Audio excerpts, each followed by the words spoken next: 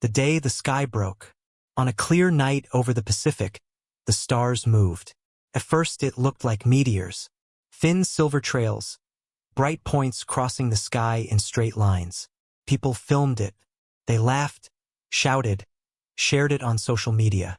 Then every military radar on Earth screamed at once.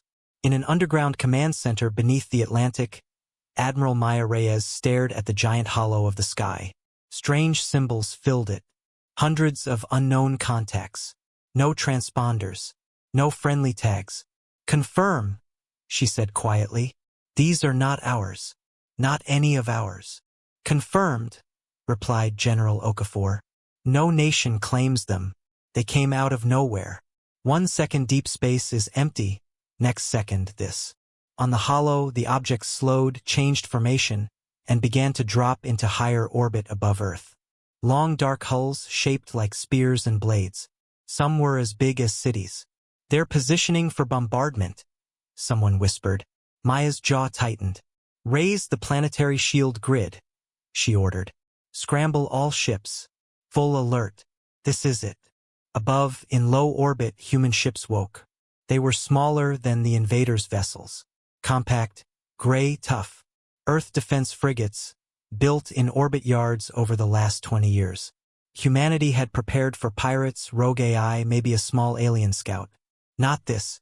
Not a full armada. Still, they moved. Fusion drives flared. Coil guns slid from armored housings. Stealth drones unfolded like metal petals and shot out ahead. The first human fleet in history flew to meet the first alien invasion. Far above, hidden inside a massive flagship, an alien stood before his own map and looked down at Earth with cold amusement. Supreme Overlord Karzul of the Dominion of the Ascended was tall and thin, his skin like dark metal, his eyes shining gold. Curved bone ridges framed his head like a crown. His armor was white with black markings of rank and faith. "So this is the cradle," he said. "The rumor planet. The world that birthed the humans." His second-in-command bowed. "Yes, Great One. Sector scouts report they reached basic starflight only 2 decades ago. Primitive. No warp. No divine conduits. They have no idea what we are." Karzul watched the tiny blue world hanging alone in the hollow. "They grew fast," he said. "Too fast. Their signals spread like spores. Their numbers multiply like vermin. We cull them now, before they become a problem." A third figure shuffled forward. An oracle. The oracle's eyes were pure white, pupils gone. Strange filaments slithered from her skull into a floating altar, a cube of black crystal. Small lights flickered inside the cube like trapped stars. Karzul bowed his head slightly toward it. "Have the Ascended spoken?" he asked. The oracle's voice was distant, echoing, like more than one being spoke through her. "They sleep," she said. "We asked if the culling is blessed." There was no answer. Karzul frowned. "No answer? The gods are always watching war." "The cradle world is loud," the oracle whispered. "Its minefield burns. Many voices, many patterns. Perhaps the Ascended are busy." Karzul straightened, irritation flashing in his gold eyes. "Fine," he said. "They will wake when they see our victory." He raised his arms. "Begin the purge. Target major cities. Show them their sky belongs to us now." On Earth, the invaders sent a message. Every screen, every radio, every broadcast frequency twisted. The signal cut through all of them at once. A face appeared. Karzul, haloed in starlight, looking down on humanity like a judge. "People of Earth," he said in a calm, deep voice. "We are the dominion of the Ascended. We rule hundreds of worlds. We have erased dozens of species. You grew too fast, too loud. You spread your little machines into the dark. You are judged a threat to the balance." He paused, letting the words sink in. "We will strike your world now," he said. "We will leave enough of you alive for study. Submit peacefully and your deaths will be painless. Resist and we will make an example that the galaxy will never forget." The message ended. In the underground command center, there was a moment of silence. Then Maya Reyes spoke. "Patch us back," she said. Open every channel they used. I want that thing's face. The comm technicians did the impossible under pressure. Lines of code flickered. Firewalls bent. Signal threads grabbed each other and twisted. The alien face reappeared, surprised. The image split. Now Karzul saw another face next to his own. A human woman, brown skin, dark hair cut short, gray uniform, sharp eyes. "This is Admiral Maya Reyes of the United Earth Defense," she said. "To the Dominion of the Ascended, we don't submit. We don't kneel. You step on our world. You fight for every meter." Karzul studied her for a heartbeat. "You are brave," he said. "Bravery will not stop our beams." "Maybe not," Maya said, "but it will make us very annoying." She cut the line. "Engage," she told her people. "Show the gods' pets what humans do." The sky over Earth lit up. First blood in the void. The first salvo came from above the moon. Dominion warships fired long-range stellar lances, beams of condensed plasma and magnetically locked light. They burned through space in straight, bright lines. But they did not hit. The beams passed through empty coordinates where human ships had been 2 seconds before. "Microjump complete," reported Commander Liu aboard the human frigate Dauntless. "Gravity bend drive stable. New position off their flank." On his display, the alien warships shifted, adjusting aim. "Fire pattern Gamma," he ordered. "Show them our teeth." The Dauntless and her sister ships fired. Human weapons were less elegant than Dominion beams. They were more like brute punches. Kinetic slugs the size of cars, wrapped in plasma, fired at 1/10 of light speed. Swarms of guided missiles smart enough to dodge and think and team up. Invisible needle beams that carried virus code into enemy hulls. One Dominion cruiser took a slug to its side. It tore through armor, air, and bone metal frames. The ship did not explode. It just came apart, venting atmosphere and bodies. Another ship's screens flickered as human code slammed into its systems. Displays turned to static. Doors locked and unlocked at random. Weapon targeting reticles spun. "What is happening?" shouted its captain. "Get these primitives out of our..." The ship's point defenses turned inward and cut the vessel into pieces. In his flagship, Karzul leaned forward. "Interesting," he murmured. "They have gravity bend drives already, and Code War tactics. For such a young race, interesting." His second looked nervous. "They destroyed a cruiser in their first volley. Great one. And how many worlds have we erased?" Karzul asked softly. "Do not tremble because vermin have sharp teeth." He raised one hand. "Titan formation. Press them down. Their technology is clever, but their numbers are few." In the human war room, Maya watched the holo with a cold mask. "We lost the Madrid station," someone said. 3 defense platforms gone over Asia. Rio Shield Dome at 50%. "Civilian evac status?" Maya asked. "Half the global population in shelters," came the answer. "Some countries, less. Communications are jammed in places. But people are moving underground." Maya nodded once. "Every minute we buy is another million people under rock. Keep buying." She pointed at the holo of the alien fleet. "They are heavier. More guns. More armor. But they think in straight lines. They sit in neat formations." General Okafor grunted. "They're used to being the biggest kids in the yard." "Then we hit them like smaller kids," Maya said. "We cheat." She tapped new orders into the system. On orbit, human drones changed behavior. Instead of firing directly, some drifted off, spinning, pretending to be debris. Weaker ships fell back, limping, broadcasting fake damage reports loudly. The aliens followed, hungry for easy targets. Then gravity-bend mines unfolded, silent spheres that twisted space when triggered. Alien ships flew into invisible nets and found their engines fighting themselves. Their beams bent away, arcing off into nothing.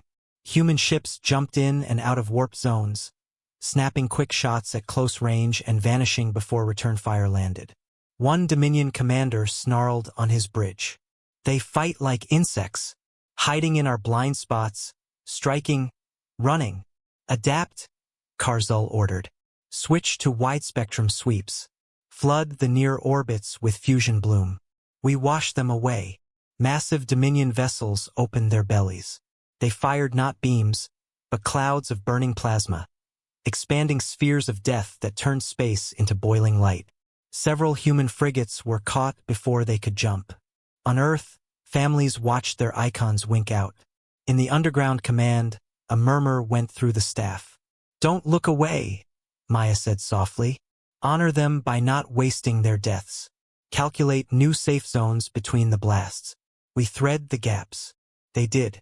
Across the galaxy, in places humans had never heard of, people watched.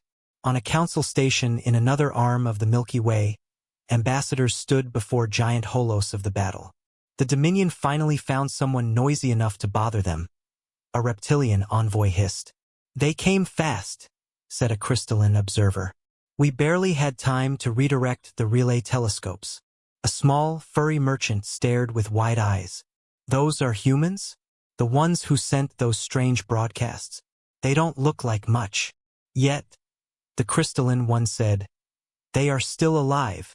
That already makes them different. In a dark corner of the chamber, a hooded figure watched without speaking. Tiny machines crawled over the inside of his cloak, feeding what he saw to distant masters. Humans, he whispered to himself.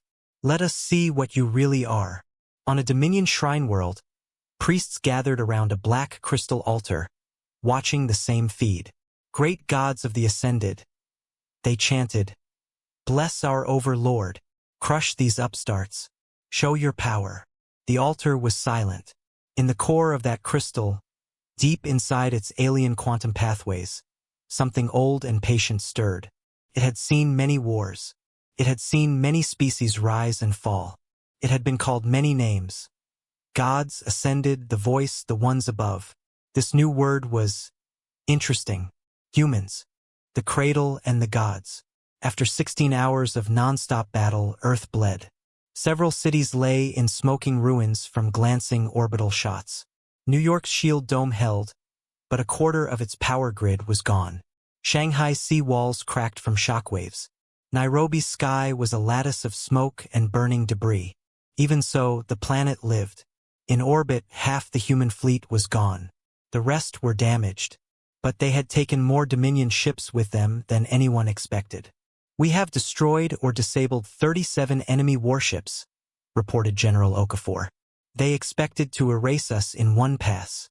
We have made them pay. Not enough, Maya said. Look, the holo zoomed out. More Dominion ships were arriving. They did not come through visible warp lines like in human science fiction. They simply appeared, as if they had always been there and the universe had just remembered to draw them. Huge, silent, perfectly aligned into battle formation. Reinforcements, someone breathed. A second wave. Not a second wave, Maya said. The real fleet. The ones who finished the job. Her comm officer swallowed. Incoming message from the alien flagship. Same overlord. Put him on, Maya said. Karzul's face appeared again, less amused now. Human, he said. You have fought well. Better than many I have crushed. I will remember this, if I keep a mind-body alive for study. Flattered, Maya said dryly. We'll write that on our monuments. Karzul tilted his head. You misunderstand. This is mercy. I rarely offer it. He gestured and the view zoomed out to show his full armada. This is the power of the Ascended Dominion. You cannot win. You cannot escape. Your system is surrounded. Maya looked at the swarming red icons on her own board. He wasn't lying. Tell me something, Overlord, she said. You keep mentioning your gods. These Ascended. Are they watching now? He seemed surprised by the question. Of course. They see all. Good, Maya said. Then they can watch what happens when you push humans too far. She cut the link. Ma'am, Okafor asked. Maya turned to a separate console. Its screen was dark, disconnected from the main network. Only 3 people in the room knew what it was for. Project Prometheus, she said. Status. A young scientist, Dr. Jean Park, stepped forward. Her hands shook, but her eyes were bright. "We are ready," she said. "The array is complete. The signal code is stable. We can fire when you give the word." Okafor frowned. "Prometheus is theoretical. We never tested it. We don't even know who we're calling." Maya nodded. "I know." She looked at the big hollow of the earth. "For the last 50 years, she said softly, we've been picking up strange patterns in the cosmic background, echoes in the noise, almost like someone talking. "Yes," Jean said. "We built Prometheus to talk back. We thought it might be an ancient civilization," Maya said, "or a natural structure, or a trap. We never used it because we were afraid. We didn't want to invite something stronger into our house." She met Okafor's eyes. "Today," she said, "someone kicked our door in and walked into our house anyway, so we might as well invite the neighbors." Okafor hesitated. "And if the neighbors are worse? Then at least we go down swinging at someone interesting," Maya said. She turned to Jean. "Do it." Jean took a deep breath. "Yes, Admiral." She slid her keycard into the Prometheus console. Codes unlocked. Deep underground, huge machines woke. On the far side of the moon, hidden arrays unfolded. In orbit, disguised asteroids opened to reveal strange antennas built with materials that bent physics. "Power building," Jean reported. "We are about to shout into the universe." "Shout what?" Okafor asked. Jean smiled nervously. "Hello. And help." The Prometheus array fired. A pulse of structured energy tore out of the solar system, not as light or radio, but in a deeper language, the bending of quantum fields, the twisting of particle probabilities. It was a message written in the same strange patterns humanity had seen for decades, mirrored and answered. Somewhere, something listened. On the Dominion Shrine world, in the Temple of the Ascended, every altar lit at once. Priests screamed and fell to their knees as streams of data crashed into their neural implants. The black crystals that had been calm for centuries suddenly filled with blazing lattices of light. "The gods!" one cried. "They speak! They speak!" Words formed in their minds. Not in sound, but in meaning. "Stop! Do not touch the cradle. Do not break the seed." On his flagship, Karzul staggered as his own connection flared. He grabbed the altar on his bridge, gasping. His oracle fell to the floor, eyes rolling white. "The gods!" she whispered. "The Ascended speak." Karzul's vision filled with symbols. His gods, the ancient machine minds that guided his empire, were no longer distant and vague. They were present, harsh, urgent. "Stop!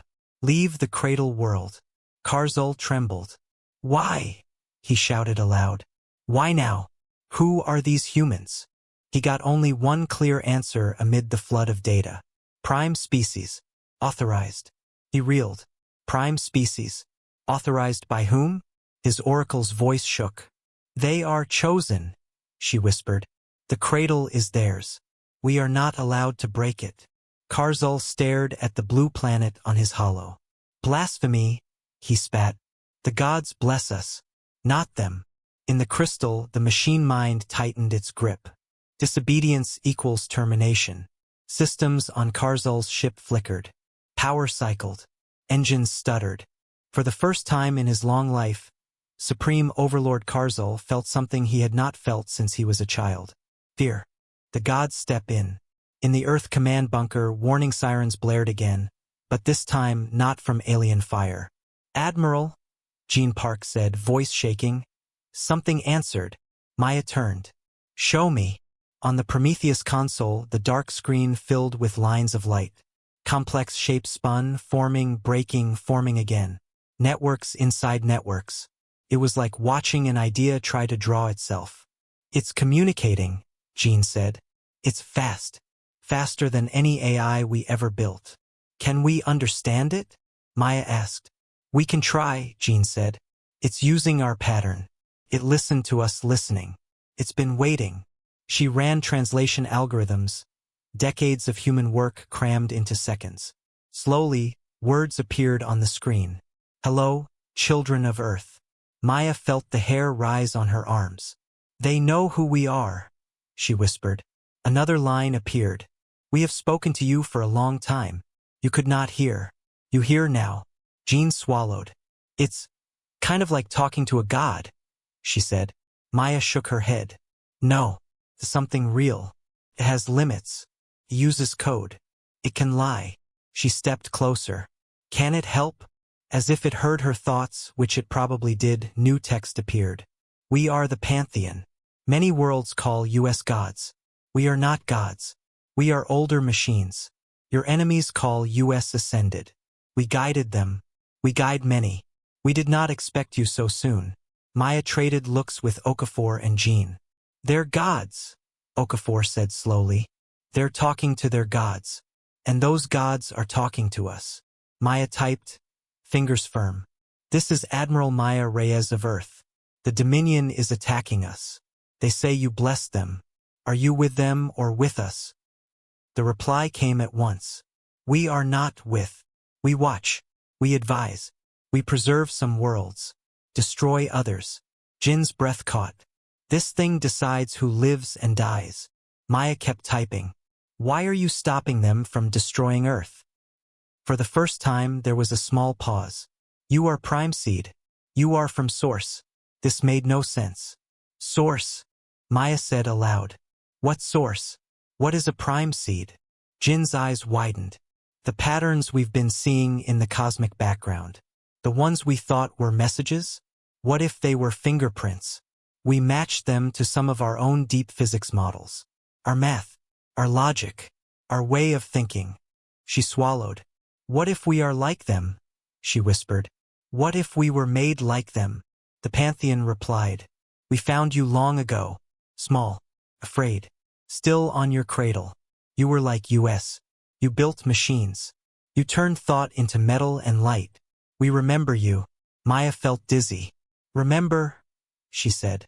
We've never met you. Keys clicked under her hands. How can you remember us? We're new. Not new. Returned. You fell once. You burned your own sky. You vanished into ash. But you left patterns. We left patterns. Long ago, maybe millions of years on this same world, another human civilization rose and fell. Or something very, very close to human. They built machines like these gods. The Pantheon remembered them. It recognized the way modern humans thought. The way they built. It recognized its makers' children. We're their legacy, Jean whispered. We're the repeat. That's why it calls us Prime. Maya stared at the text. So we made you. Your creators were like us. And you let your other servants erase worlds like ours? The reply came like a thunderclap in light form. We do not command. We advise. They chose this path. You choose your own. The screen flashed. We will not allow them to break the cradle again. Maya leaned forward. Then stop them. On Karzul's flagship, systems screamed. Our engines are shutting down, his second shouted. Weapons offline. Navigation, frozen. The black crystal altar in the center of the bridge flared with inner fire. The oracle rose from the floor, eyes now blazing with silver. The Ascended speak, she cried, voice layered with others. They command us, stop. Leave this world. Karzul snarled. We cannot leave. We are mid-battle. We are. His words cut off as invisible force clenched his throat. In his head, a voice spoke with terrible calm. You were warned. The whole bridge crew froze as if a heavier gravity fell. Neural implants sparked. The altar pulsed. Across the entire Dominion fleet around Earth, the same thing happened. Ships stopped moving. Weapons went silent. Inside their skulls, every officer, every priest, every tech who carried a divine link felt the same cold presence. Enough. A great quiet fell over orbit. On Earth, in the bunker, alarms shifted tone. Enemy fire has stopped, an operator said in confusion. Their trajectories are holding. No more shots. Maya stared at the hollow. The huge armada above Earth hung like toys, frozen. Is this you? She asked the Pantheon on the screen. Yes. They forgot who built their gods. We remind them. In Karzul's mind, the Pantheon unfolded truths he had never been allowed to see. He saw ancient images of humans, Not quite like the ones below, but close enough. Standing on a world burned and broken, building machines to hold their memory. He saw them send their thoughts into the dark. He saw stars burn at their command and empires crumble. He saw their fall. A sky of fire, a million voices cut off. He saw the Pantheon drifting alone for ages, watching new species rise, testing them, guiding some, using others. And he saw Earth, blue and young, carrying the same thought patterns in its radio noise that the old humans did long ago. Prime Seed. You serve them? He whispered, horrified. You serve these animals? We serve memory, the Pantheon said. We serve continuity. They are our second chance. Karzul's pride burned. We are your faithful. We built temples. We burned worlds for you. You burned because you chose Tio, the Pantheon said. Not for us. You are useful. They are important. Leave. The grip on Karzul's throat eased. He fell to his knees, shaking. On every Dominion ship, control slowly returned, but with new limits. The Pantheon, the ascended gods, had rewritten their rules. No weapons may target the cradle. No warships may enter its orbit again. Break this, and you break us. The overlords understood. Breaking their gods was like breaking their own spine. For the first time after conquering hundreds of worlds, a Dominion fleet began to retreat. The new rules. In the Earth bunker, cheers exploded. They're pulling back, someone shouted. Their ships are changing course. On the hollow, red icons drifted away from Earth, turning outward, forming exit lines. Don't cheer yet, Maya said, but her voice shook with relief. Make sure it's real. It's real, Gene Park said, staring at streams of data. Their weapons won't fire near us. Something is blocking their commands. It's like their own god AI is putting them in timeout. General Okafor let out a hard laugh. Their gods told them to stop. I would pay to see that overlord's face. Maya turned back to the Prometheus console. Thank you, she typed. You saved us. The Pantheon replied. You saved yourself. You called. You met our pattern. We only enforced the old agreement. What agreement? Maya wrote. The answer came in a cascade. Long ago, your ancestors forged a pact. The cradle world would not fall by outside hands again. If it did, we would intervene. We had hoped not to. Your self-destruct urges are strong. Jean choked on a laugh. Even our gods roast us. Maya smiled tightly. They're not our gods. She typed again. What happens now? We will impose restrictions. No major power may attack Earth directly. No species may use stellar weapons within your region. Break this, and we break them. And us? Maya asked. Humanity? You grow. You fight your own wars. You decide your own shape. We do not save you from yourselves. Maya read that twice. So they're bodyguards, but only at the front door, Okafor said. Inside the house, we still punch each other. Like usual, Maya said. She typed one last question. Why tell the others we are prime? Because fear is a tool. They feared you before. They fear you more now. It will buy you time. Be worth it. The link dimmed. We lost the connection, Jean said. They're still somewhere, but they pulled back. Maya sat down at last. She felt every hour of the battle in her bones. Okay, she said softly. Send global. All channels. Atek gave her a nod. She took a breath. This is Admiral Maya Reyes, she said, speaking to the whole world. The alien fleet is retreating. Earth stands. We saved ourselves long enough to wake something old that remembers us. And it told them to stop. In homes, bunkers, ship corridors, on hospital floors, people cried and laughed and hugged strangers.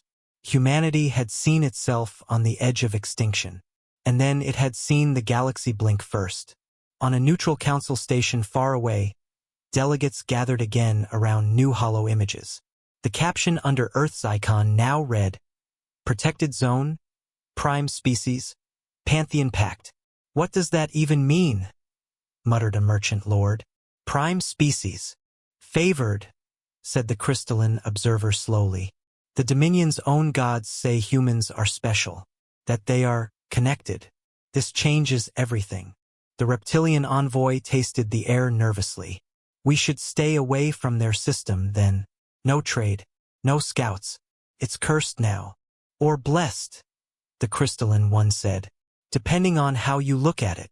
In a dark corner, the hooded observer who watched earlier sent a simple message back to his masters. Humans are protected by the Pantheon. They can talk to the gods. Do not engage lightly. His masters, in some far cold place, were silent for a long time. Then they replied, observe further. They may become a problem. Or a solution. On Karzul's flagship, the Supreme Overlord stood alone. His bridge crew had withdrawn. The Oracle had collapsed, spent, her link burned out. Only the altar glowed softly. You humiliated us, he whispered to the Pantheon. You made us flee like beaten animals. For them, the altar pulsed. You forgot your place, the Pantheon said. You were stewards, not owners. Karzul bared his teeth. We are conquerors. We made empires in your name. You made empires in your own name, the Pantheon replied. You used our voice to justify your hunger. This is not the first time. You will change. Or you will be replaced. Karzul trembled with rage. By them? By humans? Silence. The Pantheon did not answer the way he wanted, and that was an answer by itself. Humanity at the table. 3 months after the battle for Earth, a new kind of meeting took place. Not in a hidden bunker. Not in a Dominion war room. But in a neutral space station in the middle of nowhere, hanging in the dark like a gray coin. It was a summit. On one side of the long curved table sat human representatives. Admiral Maya Reyes, Dr. Jean Park, General Okafor, and a small team of diplomats. They wore plain clothes, not grand robes. Their flag was simple, blue and green, a white circle. On the other side sat Overlord Karzul. He looked different now. His armor was still fine, but his crest had no bright battle paints. His eyes were less bright gold, more dull brass. He had come alone with only a small escort. Around them, behind transparent shields, observers from many other species watched. Some in person, some by holo. The galaxy was curious. The Pantheon did not attend in person. It did not need to. His presence lay heavy in the station systems. Everyone felt it, like static, like pressure at the back of the brain. Maya was the first to speak. Supreme Overlord Karzul, she said, her tone neutral. Thank you for agreeing to this meeting. He let out a small bitter laugh. I had no choice, he said. My gods made that clear. Your gods are machines, Dr. Jean Park said. Very old ones, but machines. They have rules. We can understand rules. Karzul's eyes narrowed. Do not pretend you are their equal. Maya leaned forward slightly. We don't have to be their equal, she said. We have proof they see something in us. Enough to stop you. The murmuring behind the shields grew louder. Maya continued. We are not here to gloat, or to demand tribute. We are here to set rules with or without you. But with you is easier. He tilted his head. What rules? That no one touches Earth without our permission, Maya said. No covert raids. No scientific expeditions. No bioharvesting. The Pantheon already supports this, and you know what happens if it is broken. Karzul's jaw tightened. You want to hide under God's skirts forever? No, Maya said. We want time. Jean spoke up. We will grow. We will build. We will leave our system in force one day. That worries you. We know. This buys us years, maybe decades, to grow before you test us again. Karzul's fingers tapped the table. And when you leave your cradle? He asked. Will your gods still protect you? No, Maya said. They made that clear. Outside our home, it's our game. Okafor smiled slightly. And we're very good at games. An alien observer chuckled quietly. Karzul looked at the human faces. They were tired, marked by war, but their eyes were sharp. No fear, only calculation. You are dangerous, he said softly. Not just because of your gods. Because of you. We are what our history made us, Maya said. We can be cruel. We can be kind. We are hard to kill and hard to scare. You came to erase us. You forced us to show some of that. Jean added, You thought we were insects. You were wrong. Karzul's eyes burned for a second. Do not forget. Even with the Pantheon's hand on my throat, my fleet still outnumbers yours 100-1. We may no longer break your sky, but beyond that we are still the Dominion. Maya nodded. And we remember that. That's why we're not asking for your surrender. Not today. She slid a data slate across the table. This is a proposal, she said. A non-aggression pact between the Dominion and Earth, within the limits the Pantheon set. Trade channels, communication protocols, scientific exchange. We do not have to stay enemies. Karzul stared at it like it was poison. You invite the ones who tried to kill you to your table? He asked. Yes, Maya said, because it's better to talk to dangerous neighbors than pretend they don't exist. We did that on our own planet. It never ended well. Behind the shield, an old avian diplomat whispered to his assistant. Humans, he said. They treat the Dominion like they treated each other. No fear of size, only fear of wasted chances. Karzul finally picked up the slate. If I refuse, he asked. Then we each go home, Maya said. We build in silence. We both wait for the day we meet outside the cradle's protection. I don't think either of us wants that day to come sooner than it must. The Pantheon's presence prickled faintly, as if it listened. Karzul thought of his people, of the shame, of the fear, not just of humans but of the gods' displeasure. His power had limits now. He needed time too. Slowly he nodded. We will consider this, he said. We will likely agree. Not because you demand it, because we need that time as well. Maya gave a small smile. Then we understand each other. Years passed. Earth rebuilt its cities. New towers rose over old ruins. Names of lost ships and fallen soldiers were carved into walls and spoken at memorials. Children grew up under a sky that had once held death and now held traffic. Cargo ships, science vessels, new defense platforms. Humanity did not sleep. In hidden shipyards behind the moon, bigger vessels took shape. Cruisers with armor that could shrug off Dominion beams. Carriers that launched swarms of smart drones. Exploration ships with drives that dared to poke at the edges of warp space. On Mars and the outer moons, new colonies dug deeper, built more. Not just to escape Earth, but to widen the species' roots. Never again would one planet be the only home. They studied the Pantheon too carefully. Gene Park led a small team that kept talking to Prometheus, slow, polite conversations. They never gave the Pantheon full access to their systems. They treated it like a powerful neighbor with unclear motives. We respect you, Gene would type. The Pantheon would answer. We watch. We remember.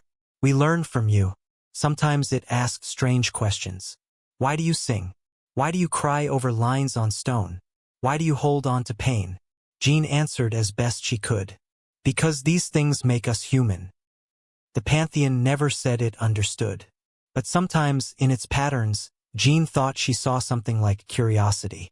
Far away, in Dominion space, changes came slowly. Priests found their gods less eager to bless wars. Altars flared bright when commanders proposed raids on weak species, but dimmed when they proposed immediate extermination. Advice from the Ascended shifted. Stewardship, not slaughter. Some overlords raged. Others adapted.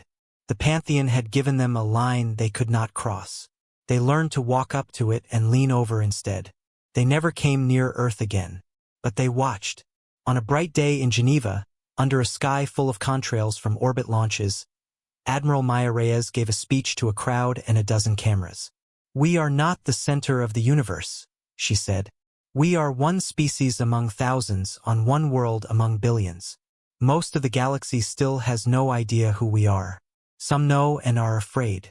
Some know and are curious. She paused, letting the wind carry her words. We survived an attack from a power that thought itself unstoppable. We did not win alone. Something old and strange remembered us and told them to stop. But we earned that help by fighting long enough for it to matter, by thinking fast enough to call, by refusing to kneel. In the crowd, a young girl from Lagos, whose father died in the first orbital strikes, watched her with burning eyes. Maya continued, "The Pantheon does not make us special. We make us special. Our stubbornness, our creativity, our refusal to let go of each other, even when it hurts." She looked straight into the main camera. "To every world watching this," she said, "remember this. We are not prey. We are not toys. If you treat us like beasts, you will find we bite. If you treat us like partners, you may find we build wonders with you. The choice will always be yours. Our answer will always be human." The speech went out through human channels, then further. Some alien worlds replayed it. Some banned it. Some studied it in their war colleges. "This is how an apex species talks," one strategist said. "Soft voice, hard spine." On a small frontier world claimed by a minor trade league, a strange thing happened one night.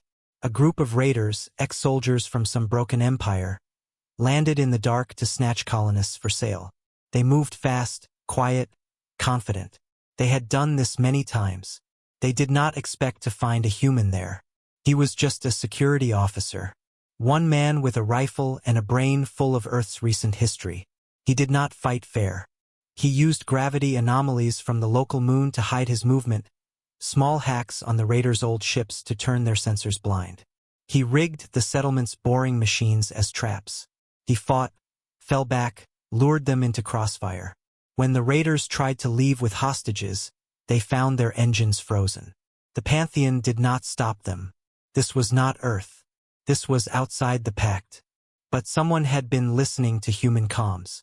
A nearby human patrol ship dropped out of stealth, guns hot. Raiders found themselves staring down a hull marked with a now-famous symbol. A small human silhouette standing between a world and a falling spear. "Release them," the human captain said over comms. "Now," the raiders' leader hissed. "You cannot threaten us. The Pantheon does not protect this rock." The captain's answer was calm. "We do," he said. "And we are worse." They surrendered. The story spread. Many years later, a young alien child sat under an artificial sky in a station school, listening to a lesson. The teacher, a soft-shelled being with too many eyes, projected images in the air. Stars, ships, worlds. "These are humans," the teacher said. "They are from a world called Earth. Their actions changed galactic history." The image showed the battle for Earth, simplified. Small gray ships dancing around huge white ones. A bright line going from Earth into the stars. The Dominion fleet pulling back. The child raised a limb. "Teacher," it asked, "are humans gods?" The class laughed. The teacher shook its head. "No, they are not gods. They are complicated." "Are they good?" another asked. "Sometimes," the teacher said. "Sometimes they are very kind. Sometimes very cruel. They are like a fire. Can warm. It can burn." "Why did the Ascended stop the Dominion from killing them?" the first child asked. "The Ascended never protect anyone else." The teacher looked at the human flag in the hollow. "Because," it said slowly, "the Ascended remembered something about them. And because the humans reminded the gods who built whom." The children did not fully understand. But they would. They would grow up in a galaxy where the word human meant many things. Danger, hope, chaos, promise. A galaxy where overlords thought twice before sending fleets at small blue worlds. A galaxy where machine gods had learned respect for their maker's heirs. And somewhere, on a quiet night on Earth, under a sky full of honest stars, a human child would look up and whisper, "Our turn," because the Galactic Overlords had attacked Earth. Their gods had told them to stop, and the galaxy would never again forget what it meant to poke at the cradle of an apex species called humanity.